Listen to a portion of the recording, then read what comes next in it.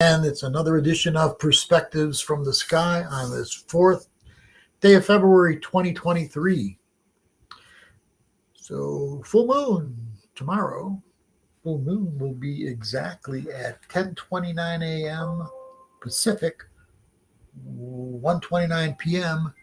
Eastern, and it's a Leo full moon. Remember, all new moons mean the sun and the moon are exactly in the same place. All full moons mean the sun and the moon are opposite each other.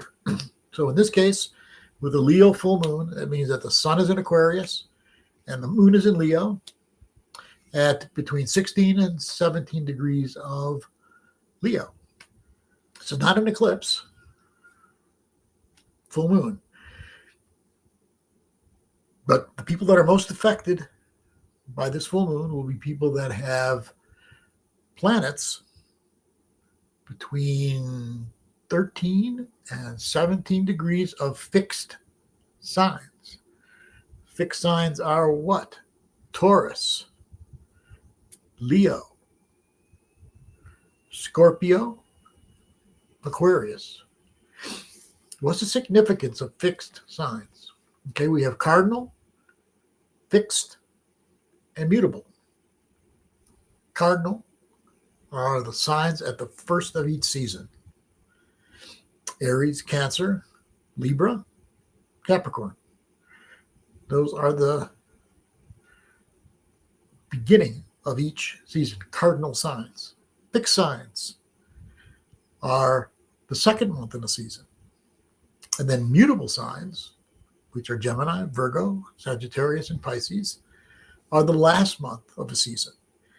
So when it's a cardinal sign and you have a lot of cardinal in your chart, it means you gravitate more toward initiating, getting things moving, motivating, starting. If you have more fixed signs, then it's more about settling in, making things secure, having things last, manifesting. If you have mutable signs, a lot of mutable signs, it means that you are someone who is good at the transition, or at least acclimated toward or naturally with the transition between one way and another way. In this case, one season and the next. If you're a mutable sign, you're the last sign. You're the transition sign between the previous season and the next season. So change is something that you can go with. If you're mutable, change you can go with. If you're a cardinal, change you can initiate and move. If you're fixed, hold things, manifest things, make things secure. That's those. So this is a fixed sign, Leo. Fixed fire. Cardinal fire, Aries. First month of spring gets things moving. Our new season, important new season. In a lot of ways, it feels like the beginning of a year, Aries. In a lot of ways, it feels like the beginning of an astrological year. Springtime begins. That's Aries. Leo is fixed fire, and Sagittarius is mutable fire. So fixed fire is just like you think. Look at that sun up there. That's fixed fire. The sun is the ruling planet of Leo. And so when you look at that sun, that represents Leo. See what I mean by fixed fire? That's pretty well fixed up in the sky, shining on you. And so those that have Leo, a lot of Leo in their charts, remember this is a Leo full moon. So that means Aquarius sun, Leo moon. Aquarius is up in the head, up in the mind, I should say, higher mind for the most part. And Leo is about the fire in the heart. Now, the heart has got two different compartments, so to speak, when we think about astrology. It's got the sun and it's got Venus. So Venus is the part of the heart where we touch others and others touch us. It's a relationship. It's receiving, giving. The sun, the Leo, is more about the expression, from the heart. So you've got the Leo energy, which is expression from the heart, and you've got the Venus energy, which is making relationship with the heart. So this one is the expression from the heart. So when you look at the sun, the ruling planet, it's like shining a light. Leo at their best shines a bright light. A bright light. And when it's confident, that bright light gets stronger. Downside of Leo is something that the sun doesn't do. Downside of Leo is looking in the mirror. How am I doing? If the sun had a mirror and a self-consciousness, it would say to itself, perhaps, wow, look at me. I'm shining all the light and all the warmth to everything on these planets that are circling around me. I am the center of it all. And I am the strength of light and warmth for everything. You see how Leos can go? If they look in the mirror and they start seeing how special they are, there's a need to be special. That's not a problem up to a certain point, right? If it gets over the edge, then it can become narcissism. But it's kind of natural for a Leo to a certain extent to feel confident. That's when it's at its healthiest, when it's confident, shining its bright light, lights up a room. But when it starts thinking too highly of itself, or, which is another ego problem, thinking too lowly of itself. Remember, ego problems are not just how great you think you are. Ego problems are if you think terrible of yourself. That's also an ego problem. So the best of Leo is just shine the light and don't evaluate yourself. You just shine your light, and it's a beautiful light that helps everybody, just like the sun does in the sky. So when it's a full moon in Leo, that means it's between Aquarius and Leo. Sun in Aquarius, moon in Leo. So Aquarius is that high-minded energy. Let's say that a Leo and an Aquarian go shopping for a car. So the Leo says, wow, check out that red, shiny, beautiful car.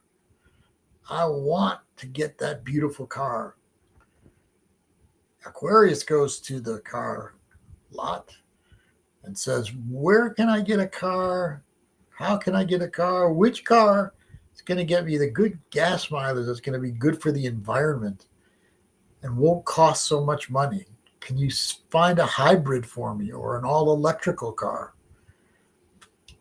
That's Leo and Aquarius. And this time we've got the sun in Aquarius opposite Leo. So Aquarius is very socially conscious. Socially conscious. He cares about what's going on in our social world. And Leo cares about oftentimes what makes them happy, what they can do to make other people happy, what they can do to have fun. Remember that shiny red car? So neither one is better than the other. I mean, Aquarius is more about equality, just like the Aquarius age we're moving into. It's about equality. It's about nobody being any better than anyone else. Leo can get into who's the most popular, who's the best, who shines the brightest light. They're both necessary. Did you ever go to a meeting, an Aquarian type meeting? Everybody's equal. There's a whole bunch of people in the meeting. No one wants to be any better than anyone else. No one wants to shine a light. No one wants to get things going. You can go to a Leo meeting and everybody's competing for the spotlight. But in a really good meeting, you got everybody in the meeting, all the equals, but you got somebody or some people within that meeting who can get things going, create some energy. Remember, the sun is reflective of Leo energy. Remember, in your body, the heart is reflective of Leo energy. Without the heart, you've got all these arteries and veins that aren't really going to be pumping any blood anywhere, are they? So The heart is what gets things going, necessary. So the only downside of Leo, as you can see, the only big downside of Leo is your ego. Put yourself up too highly, put yourself down too lowly. The downside of Aquarius, you're in your head all the time.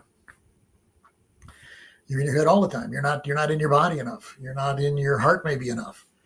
You're just up there in the mind, which is great. That's part of who you are. But you want to balance it off. Remember, moving into an Aquarian age, this is an important thing.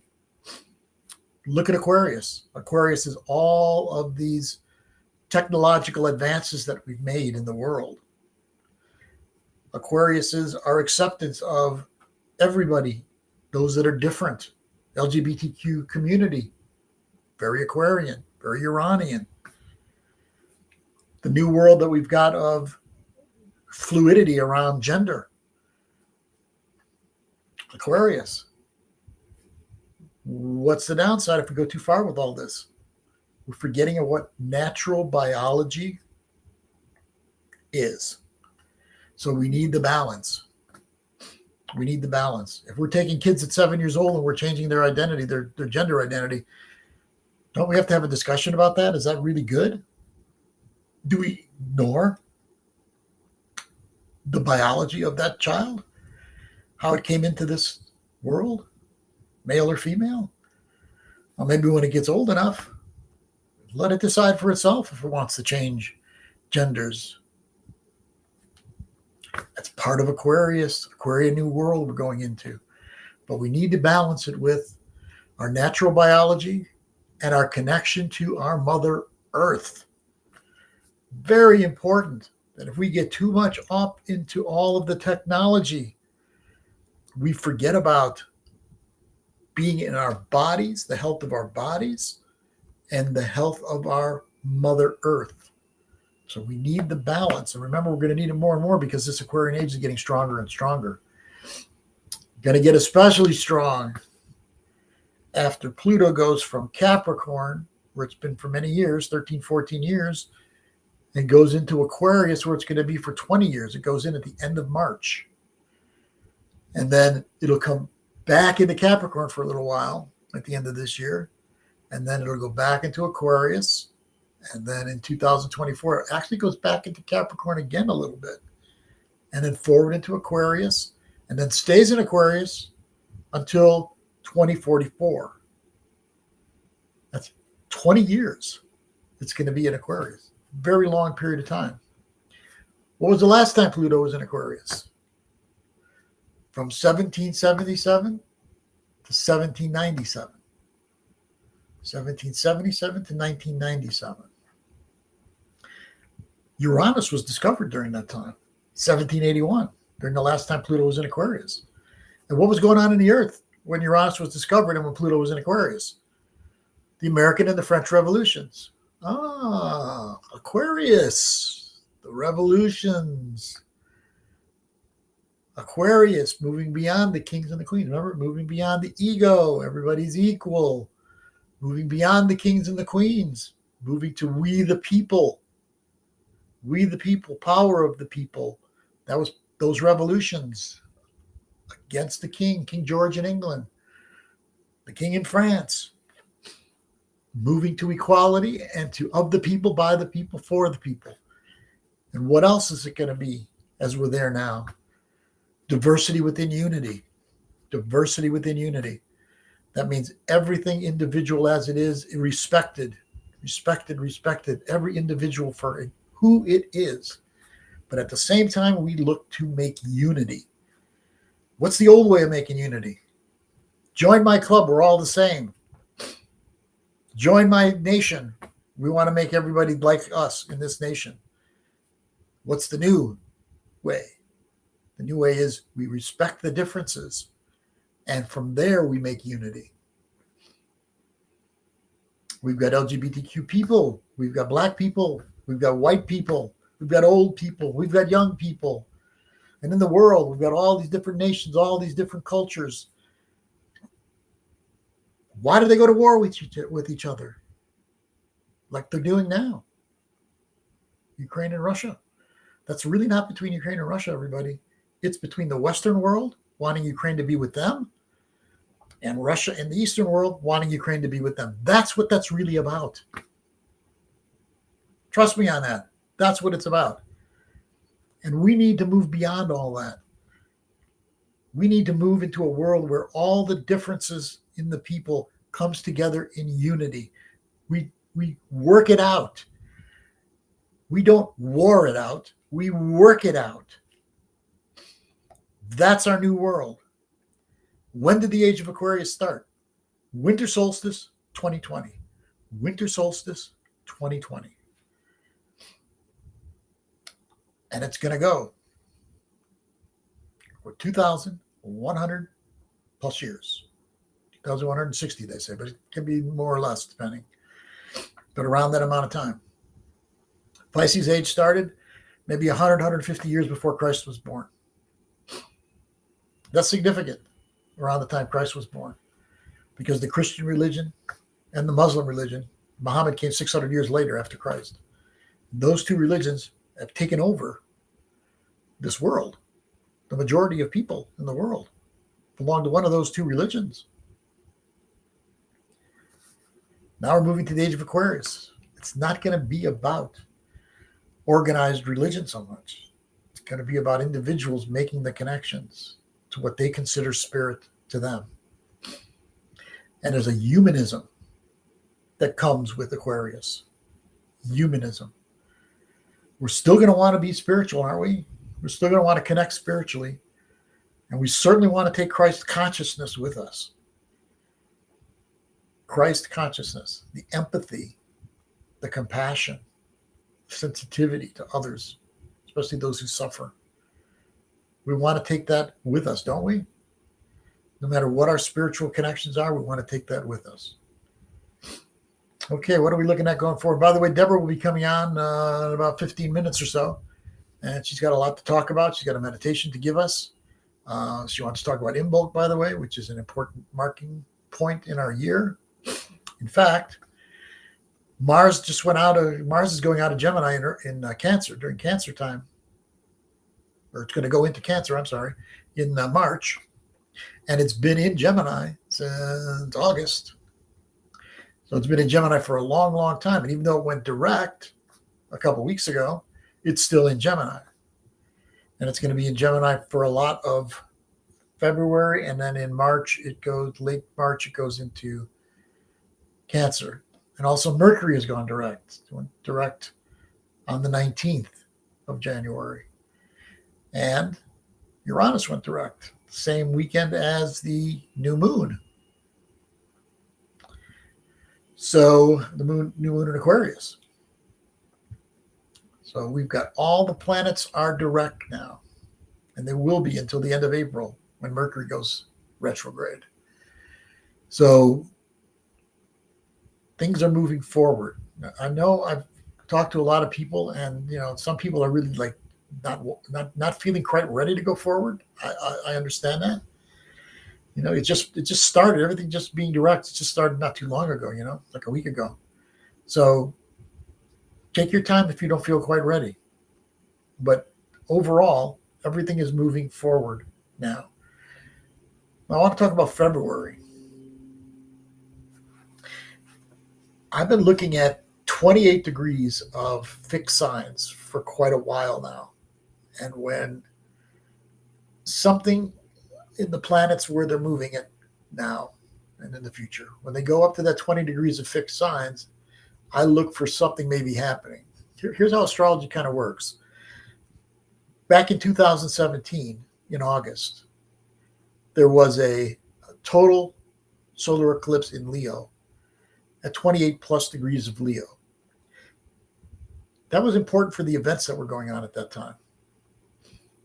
That was when this culture war really started up. Donald Trump had just been president for a while at that time. January of 2017, he became president. And in August, there was a white supremacy rally because of a statue that was being taken down in Charlottesville, Virginia. A Confederate kind of statue. I don't remember exactly what that was right now. And so there was counter protests also at that time. And a woman got run over by a car and killed. And I remember the president at that time made some kind of a speech about how there's good people on both sides, something like that. And that kind of touched off this culture war, which has gotten really intense. In 2001, in January, we had the flooding of the Capitol in Washington, D.C., with people going into the Capitol, invading it, yelling about hanging Vice President Pence, about doing something to Speaker of the House Pelosi. So that really brought this culture war to a whole nother level. And then you have the investigations into Donald Trump and into the people that were involved in that raising of the Capitol in Washington, D.C. And that has turned out to be their findings in those committees over to the Justice Department. And we'll see where all that goes. And we'll see what happens.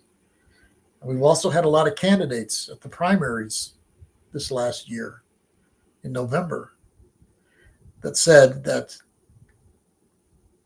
the election in 2020 was not right, was not legitimate, that Joe Biden did not deserve to be elected because it was a crooked election. And a lot of people that ran at that time for office in November of last year believed that. Most of them lost, but they yelled pretty loudly. Those people are not done yelling. And there's a danger of violent civil war in our country. Let's hope it doesn't come to that, but there is a danger of that happening. So that 28 degrees, that's where that solar eclipse was, 28 degrees of Leo, fixed sign. The other thing that happened during that time was North Korea and the United States, Trump and Kim Jong-un were strutting with each other and trying to be friends, and macho strutting and talking nuclear weapons, and that was pretty bad. Again, that 28 degrees being touched off, being triggered in February as Saturn in Aquarius opposes that position. Saturn will be at 28 degrees of Aquarius in February, later this month. The United States has its moon at almost 28 degrees of Aquarius. Joe Biden has his sun in Venus at 28 degrees of Scorpio. Our Vice President, Kamala Harris, has her Saturn at 28 degrees of Aquarius. North Korea has its Saturn at 28 degrees plus of Leo. Israel has its Mars at 28 degrees of Leo. What do I look to happen? And not just this February, could be this February. Just keep your eyes open for those places and events in February, this February. This will get later in the month. But then in July, Mars will be in Leo, Venus will be in Leo. And then in the future, there'll be other times. But those are the two times to look at this year, July and February, of things touching off. Interestingly, I also went back to Roswell when it happened in July of 1947. And I saw that the solar eclipse was at 28 degrees of Taurus, big sign. So somehow that weaves in with all these other things too. What's going to happen when it comes to other beings, star people from other planets? Something is brewing around that. And something more is going to happen around that issue. And it's not a mere coincidence that this is happening with the ETs and UFOs getting more in the spotlight. Remember the disclosures and stuff from the government have been happening? It seems to me there's a connection between what we're on the verge of potentially doing to our planet and to one another and the appearance of the ETs. There's some connection there. We'll see exactly what that means as the year moves on.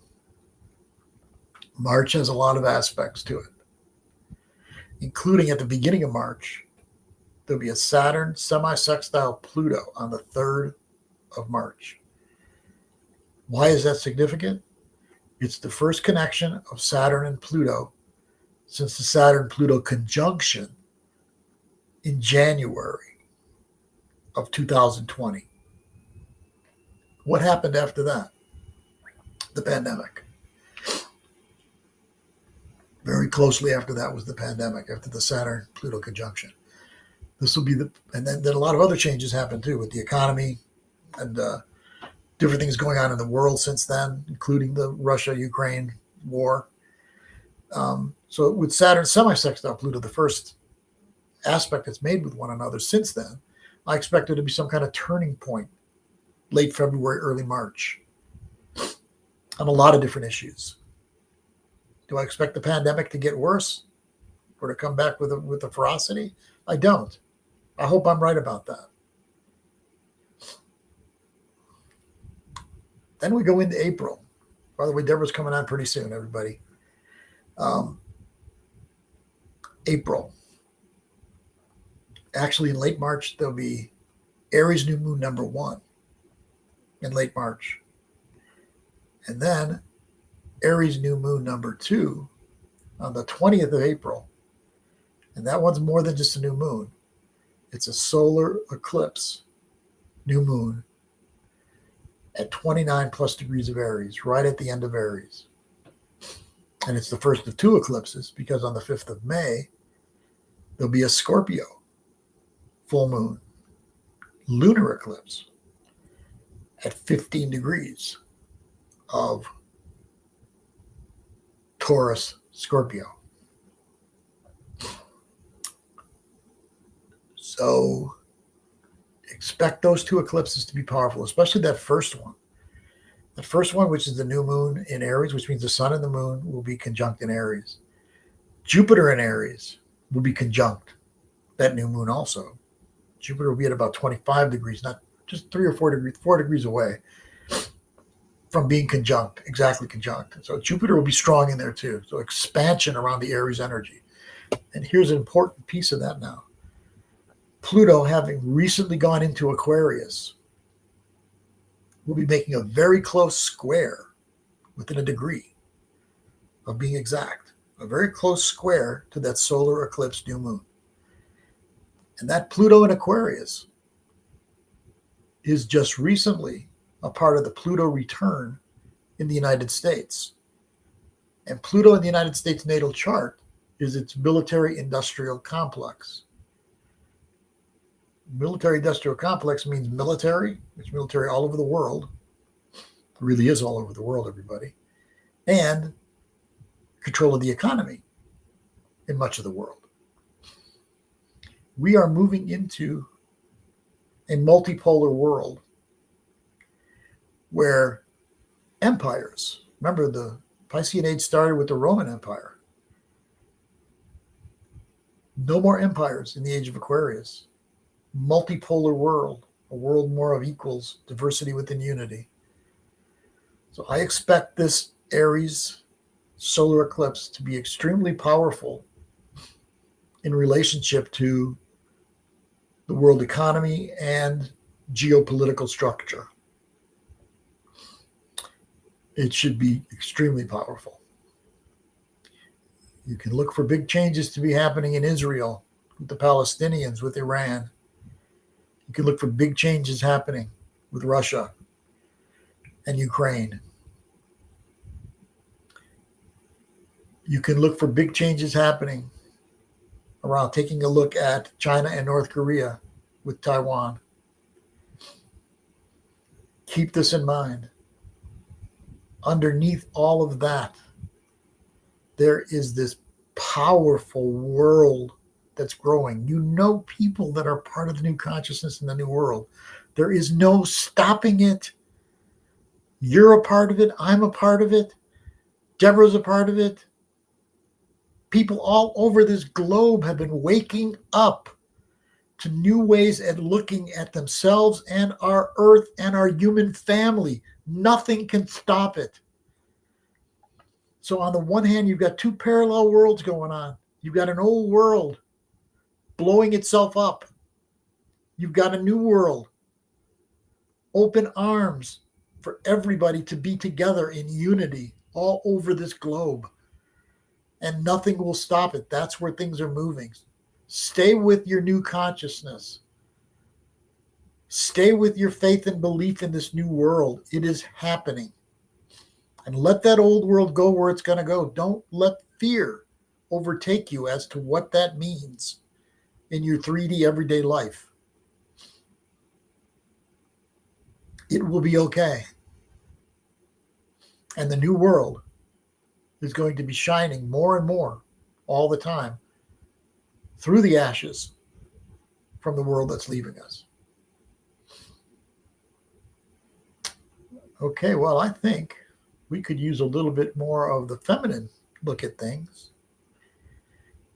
as Deborah is going to tell us more about Imbolc, which, by the way, just it's like pretty much.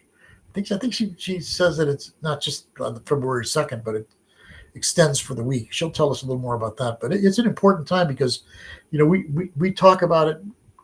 We talk about it.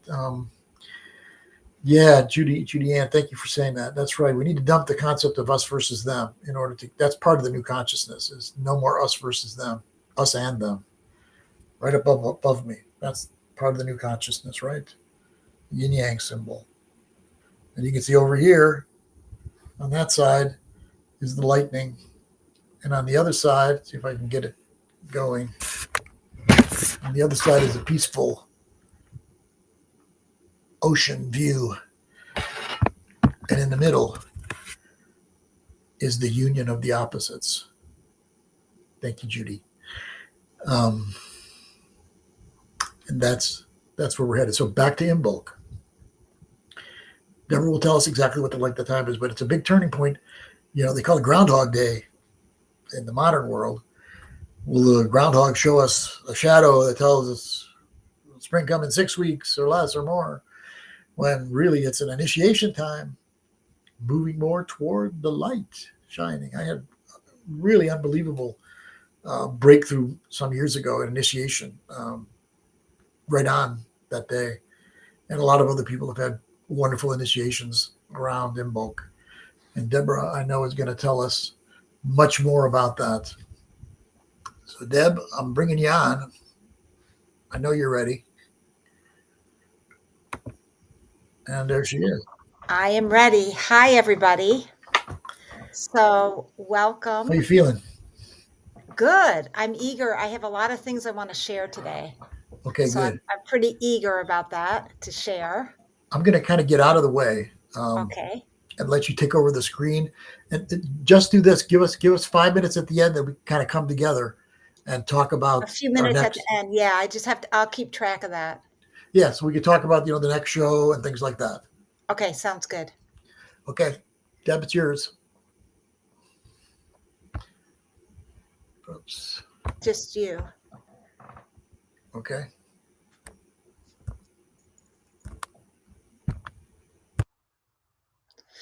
So, hi again, everyone. So, I wanted to start. I have quite a few things I want to focus on in our time today. And the first thing is this sacred turning point of Imbolc.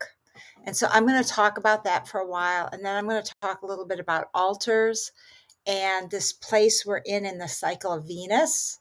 And I've also pulled some cards, some oracle cards for us today that I thought were really potent and revealing and very helpful. And I pulled them for you, for everybody.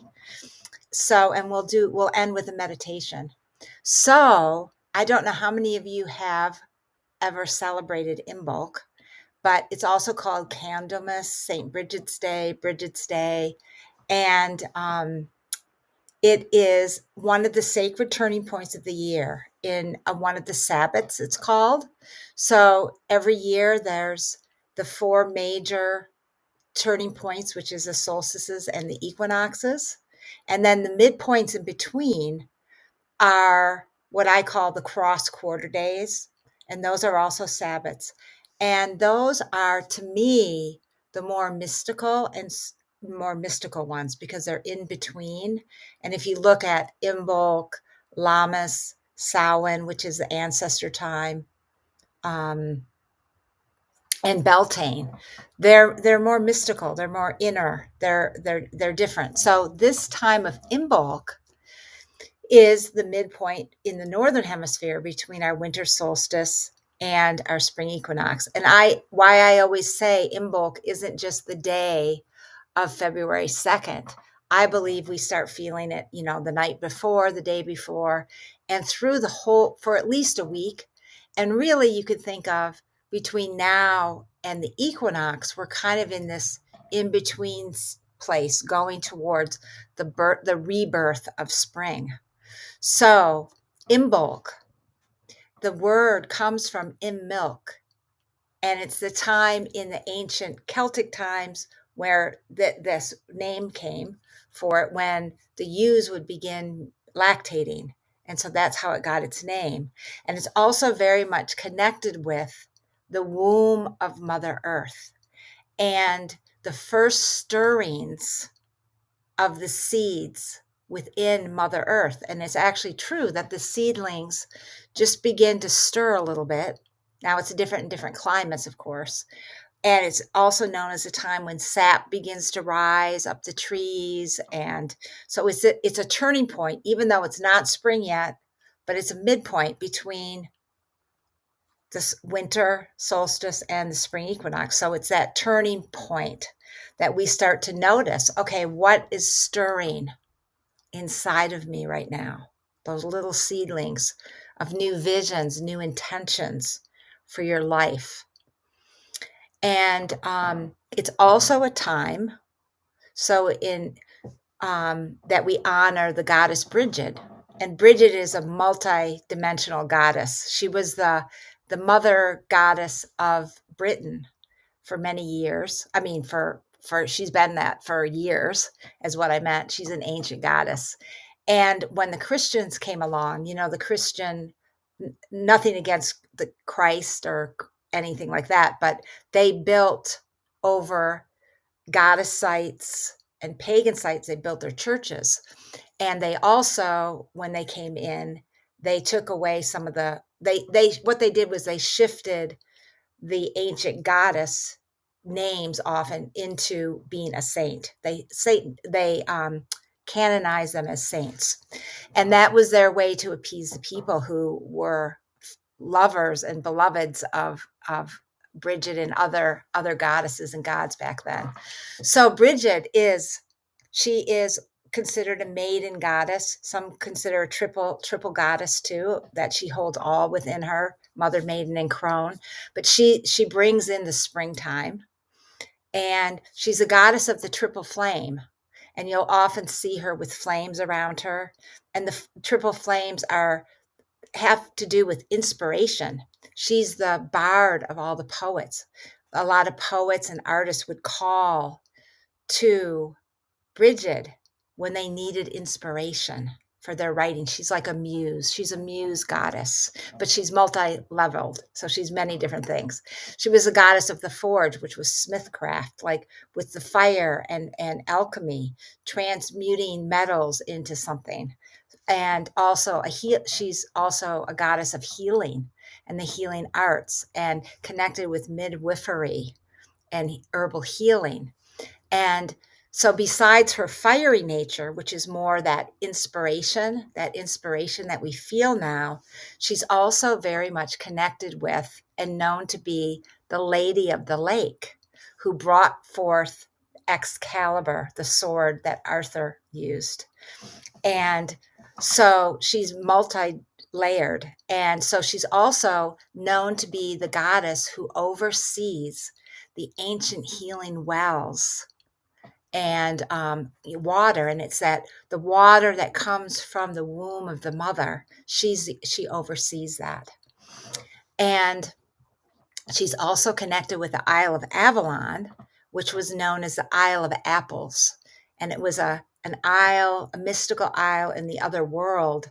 And it's known that Bridget had an apple orchard on Avalon in the Isle of Avalon and the Isle of Apples, and that the bees were known to go there to get their magical nectar to bring back. They would go to the isle and to Bridget's apple orchard to bring back this nectar. So in a way, it's like this. It's symbolic of we're awakening this nectar, the nectar within us, of spring coming. So it's a really good time this time of year at Imbolc to cleanse your altar, cleanse your home, declutter, beginning your spring cleaning of, releasing the old, paying off debts, really aligning yourself, realigning yourself. And it's also a wonderful time to bless your candles, bless your altars, reconsecrate your altars, build new altars to bring in your higher visions. And I'm going to talk about altars again in just a moment. And I just want to make sure there's nothing else I want to share about Imbolc. So the main thing is that to really notice what is stirring in your belly, in your womb, inside of you right now.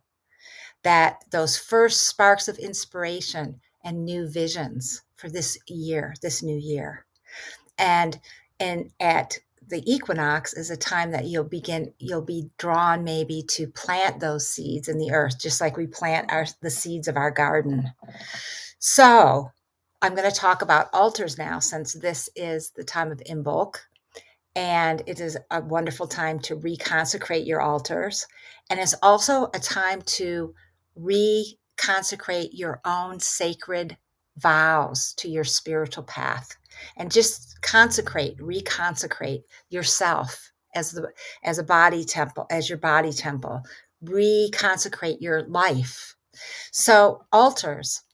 Many of you may already have altars. Some of you may not, but I have many, many altars. And I just want to say, I sit in front of my altar every day, and that's where I connect spiritually. So you can see an altar as a place where you leave your ordinary reality and consciousness and you enter a divine sacred space.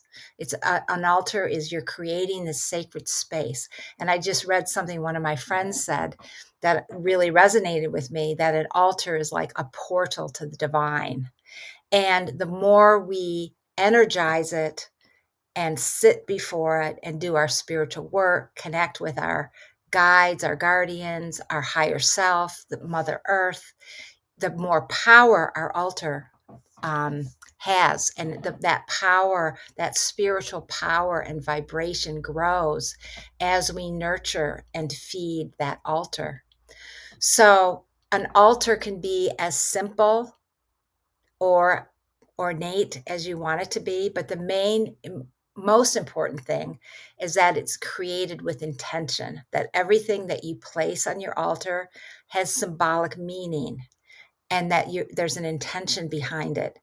I always make sure my altars have the elements of water, earth, air, and fire. So, but you can make an altar for healing. Like, let's say you're going through something in your life and you need some healing. You can create an altar for that. If at the beginning of the new year, you can create an altar.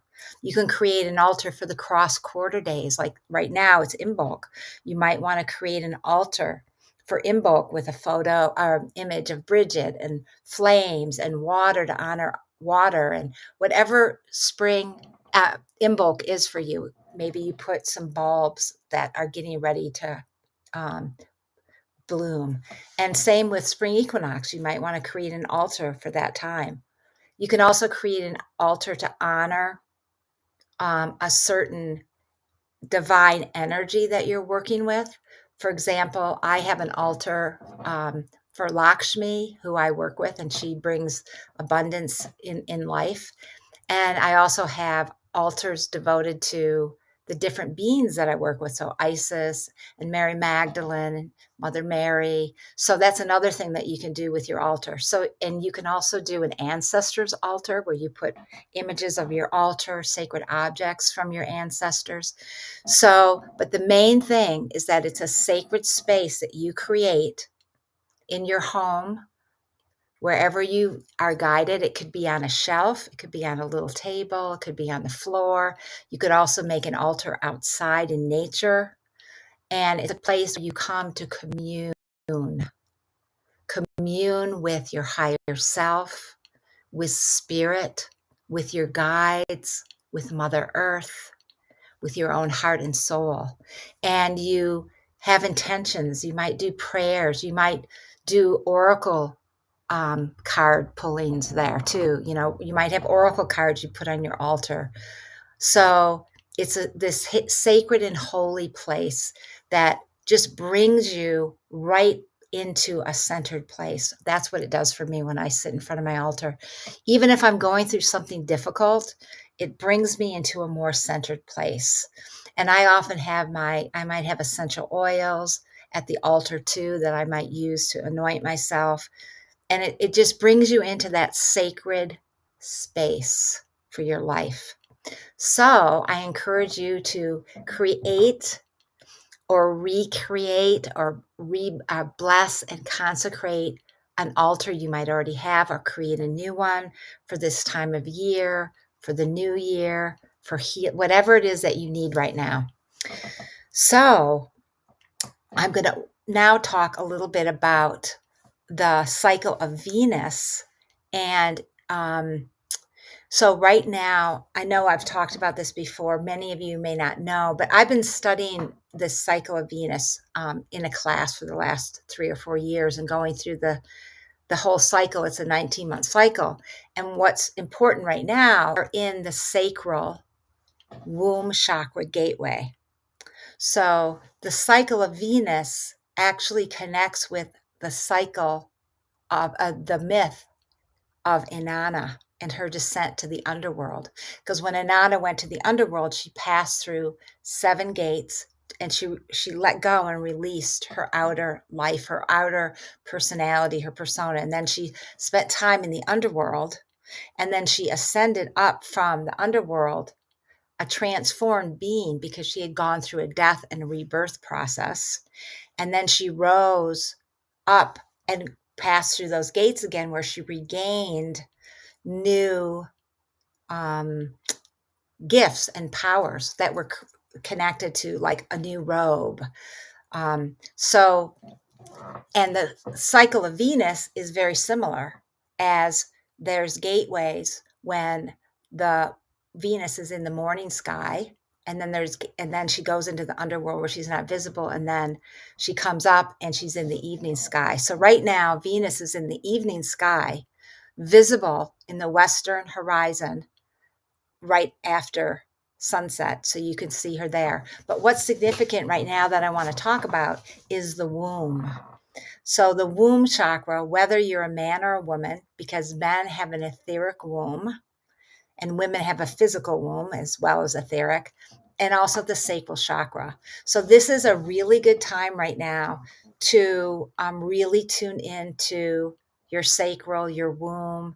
And it's a time of focusing on healing. And I can attest that I've been going through this right now, really healing any lingering issues or layers around your self-worth, your self-value, your self-esteem. It's a time to clear old emotional patterns, because the womb is connected to the moon, the tides, the waters, the emotional body. So it's a time of cleansing right now and empowering yourself in your intuition, because the womb is also very much connected with our intuition and the cycles and the seasons of, and the cycles within us in our own lives. And as a woman, our womb cycle, our menstrual cycle. And so this is a really powerful time to really do some healing around that and connect with the womb of Mother Earth. So what I like to do is connect my womb with the womb of Mother Earth, and also with the cosmic womb, the Hunab-Ku, the galactic center, which is where all is birthed forth from the dark womb of the mother. So in our meditation, I'm going to do a short meditation, where I'll guide you to connect your womb. And the womb is also so much connected with Imbolc, because it's the womb where we start getting those stirrings of our visions, because the womb is the place of creation. It's a place that we receive and create from, and we birth from, whether you're a woman or a man. It's a birthing place. And so it's very much connected with Imbolc right now as the seeds are stirring in our wombs. So before we do the meditation, I was really excited for the 3 cards that I pulled. And this is from the Work Your Light Oracle of Rebecca Cannon. And I just picked this oracle today. I have many oracles, but the first card, which I thought was so amazing, connected to what I've been talking about. And this one is Align Your Life. And so the guidance for this, and this is for all of you, is to really look at what is out of alignment in your life right now, what doesn't reflect who you really are, and to bring yourself back into alignment with who you really are. And, sitting at your altar is a way that you can do that, really just reflecting on what in your life is not in alignment for you right now. What doesn't reflect who you are and who you're becoming and your sacred intentions. And the second card I pulled, which I love, is Lemuria.